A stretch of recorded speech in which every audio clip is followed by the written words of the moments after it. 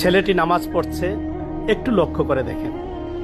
হাতগুলা বাঁকা, একবারে পঙ্গুত্ব, পাগুলা বাঁকা, ঠিকভাবে সিজদা করতে পারতেছে না, কারণ তার হাতগুলা একটু অটিস্টিকের মতো ভাঙা। হাতগুলা সঠিক জায়গায় নেই, পাগুলা সঠিক জায়গায় নেই। এরপরও সে কষ্ট করে দাঁড়িয়ে নামাজ আদায় করার চেষ্টা করছে। এই যে দেখেন, রুকু করতেছে কিন্তু করতে পারতেছে না। আপনি আমি কিন্তু অনেক সুস্থ।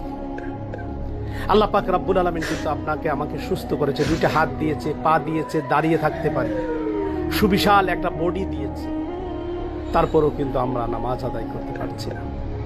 একটু ভাবেন, এই পঙ্গু ছেলেটা যদি এইভাবে কষ্ট করে আল্লাহকে সেজদা করতে পারে, রুকু করতে পারে, হাতটা সমানভাবে মিশাতে পারছে না, সঠিকভাবে সে বসতে পারছে না, তারপরেও সে কষ্ট করে নামাজ আদায় করছে, ভাই আমরা কি তার চেয়ে ভালো নেই?